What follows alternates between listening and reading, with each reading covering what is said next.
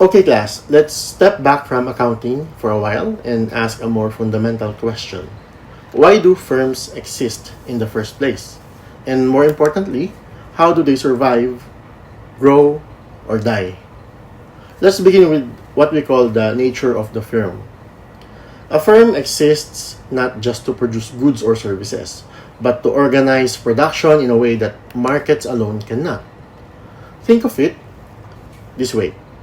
Yes, you can hire a freelancer to do design, someone else to market it, and someone else to deliver. That's the open market. But when you do all this under one roof, when you create systems, assign roles, monitor performance, that's when you form a firm. Why do we do this? Because organizing production inside a firm can lower transaction costs. The costs of finding suppliers, negotiating, enforcing contracts. Inside the firm, you substitute contracts with control. But once a firm exists, a second question follows. What should it try to do? That brings us to the basic profit maximizing model. In this model, the firm is assumed to act rationally. It wants to maximize profits. That means finding the level of output where the difference between revenue and cost is the greatest. It sounds simple, but in real life, it's not always clear what that level is. Markets shift, customer behavior changes, and data isn't perfect. Now here's where it gets even more interesting, especially for those of you working in government, in hospitals, or large corporations. In the real world, the people managing the firm are not always the owners. That gap leads to what we call the agency problem. Think of it this way. The owners or the shareholders want profit, long-term value, and sustainability. But the managers, the agents, might have different goals. Maybe they want prestige, higher perks, or job security. So the big challenge is how to align the interests of the manager with those of the owner. And it's not just private companies. Even, and especially sometimes in government agencies, this plays out. The people running the agency may not always act in the best interest of the public. That's why we have checks, balances, audits, and performance evaluations. That's why your future role as a manager, whether in public or private, comes with responsibility and stewardship. Now, let's talk about something many people take for granted. Profit. How much did we earn?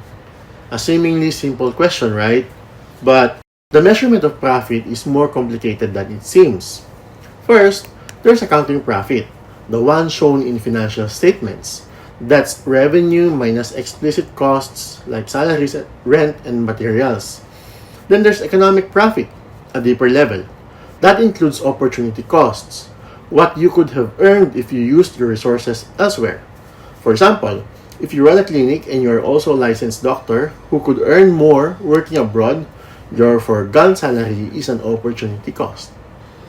Even if the clinic shows accounting profit, it might not be economically worth it. And here is the kicker. Managers often make decisions based on accounting profit, but strategic decisions like expansion, closure, or diversification should consider economic profit.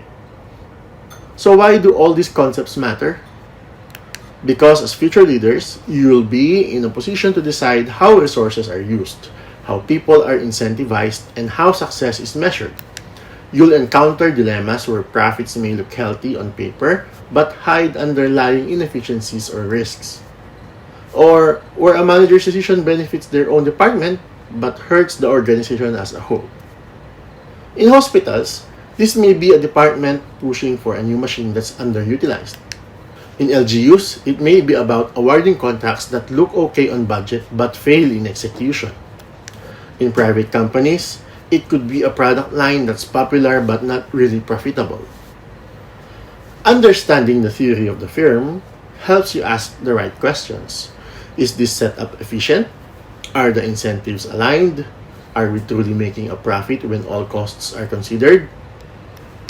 So, to wrap it up, firms exist because they reduce transaction costs. They aim to maximize profit. But real-world decisions are rarely black and white. The agency problem reminds us that incentives must be managed. And profit, it's not just about what's on the income statement, it's about long-term sustainability. As you rise in your careers, these concepts aren't just academic. They are practical lenses to help you lead wisely, ethically, and effectively.